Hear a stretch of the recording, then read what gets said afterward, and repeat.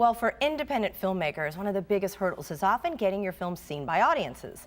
Last year, we brought you a sneak peek of the film The Last Resort by Miami filmmakers Dennis Scholl and Kareem Tabsch. Since then, it's gone on to win the 2018 Miami Jewish Film Festival, where it also received a deal for global distribution. It's currently showing in theaters throughout South Florida to rave reviews. Here's a quick look at The Last Resort. Andy Sweet captured who they really were, and his photos were so vibrant. They were the real face of Miami. He was a storyteller with the camera. This is beautiful, and this is special, and this is short-lived. There's an honesty and a frankness of catching someone that's not sitting for a particular photo.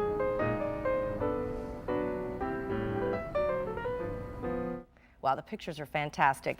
Here to share more are co-directors of The Last Resort, Dennis Scholl and Kareem Tabsch. Gentlemen, great to have you with us. Thank you.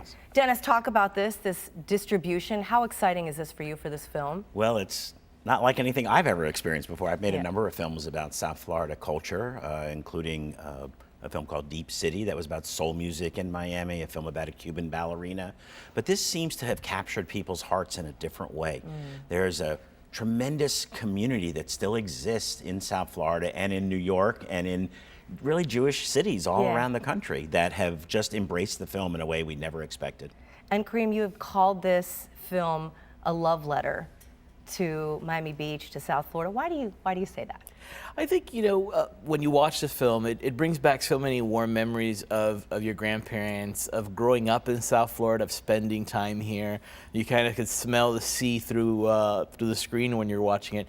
And it really just fills people's heart. It really makes it a warm moment for them to relive the past and share it with new friends. Absolutely. And talk about how important and how beautiful the pictures are. The pictures from the photographs from Andy Sweet and Gary Monroe. I mean, that was really vital. I mean, Dennis, to making this film, right? That really just sort of encapsulated and tells a story in and of itself, don't you think? Well, the amazing thing about it is that we were able to make the photographs the stars of the film. And we have a number of wonderful interviews and people that knew Andy and Gary and people that knew Miami at that time. But there are literally hundreds of photographs that both Andy Sweet and Gary Monroe took. And of course, their styles are so different. Andy was somebody who shot color like a beach ball. Red, yellow, blue. You see that. Yeah. And Gary was a more traditional photographer, very steeped in the ways of professional photography. And his is always black and white and very, very austere sometimes. And so the yin and yang of that is a really beautiful part of the film. And so, Kareem, it played over President's Day weekend and to several theaters here in South Florida, also in New York, right? As well? Yeah. So, and just with such a great response, were you surprised by that response? Were you hoping for that response? You know, as a filmmaker, you're always anxious when you're going to share your film with audiences. And our first screening at the Jewish Film Festival was so well received that we were hopeful. We didn't expect the kind of level of enthusiasm and love we got. We played in New York at the famed Quad Cinema for 3 weeks. In Toronto, we've brought it back. And coming home to South Florida really was a special moment. The fact that it has been so enthusiastically embraced by audiences. We're adding more theaters, and we're going and opening in Los Angeles next week. I think it really speaks to the power of film to warm your heart, entertain, educate, and inspire you. Yeah, I love that. To inspire you, to warm your heart. So Dennis, let's talk about the Miami Film Festival and also your latest film, Singular, which is about, and I'm going to say her name, Cecile McLaurin-Salvant. That's her. She is a Grammy Award-winning jazz singer. And I have to tell you, it was so funny because I just saw Michael Bublé, who's amazing, and I was listening to his album, and she sings La Vie en Rose with him. And so I remember hearing her voice and thinking, she's exquisite. Who is this? And I Googled her, and now here I'm seeing you're doing a film about her. It's done.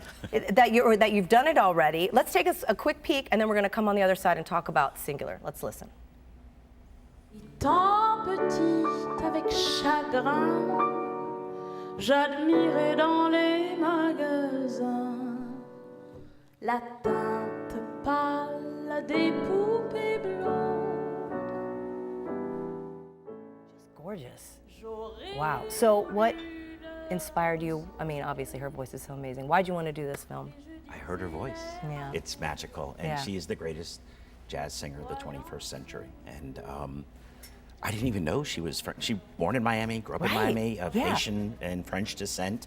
Went to, I think, Coral Reef High School, and When I saw that too, when I saw that she was from Miami, I was like, oh, are you kidding me? and 2 Sundays ago, or last Sunday, I guess, she won her 3rd jazz vocal Grammy.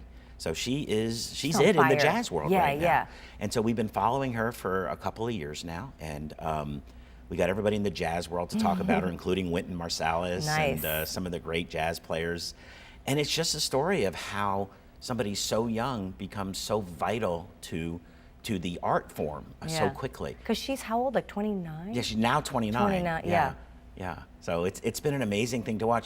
The other thing that's been interesting is, we both want to make films about Miami stories Yeah. for the Miami community, Sure. but that can travel across the world. Right. And this is a perfect example of that. And it's why we're doing, just like we did our world premiere for The Last Resort at the Miami Jewish Film Festival, Yeah. we're premiering Singular at the Miami International Film Festival. Lots of places we could have gone, but we think our hometown crowd deserves to see it first. Absolutely. And quickly, Kareem, just talk about those Miami stories and how they resonate kind of globally.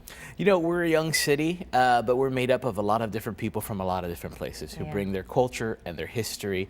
And in that sense, our stories might be very specific about a time and a place, Yeah. but they resonate with audiences everywhere because everybody has a grandmother, everybody has a favorite singer, It everybody touches you. remembers a street they Yeah. grew up on. It's special, and it's time that we share Yeah. our South Florida stories. Thank you guys. Thank you so much. Best of luck with Last Resort. We'll be watching you. And if you'd like the times where you can catch The Last Resort, you can go to our Facebook page at Your South FL.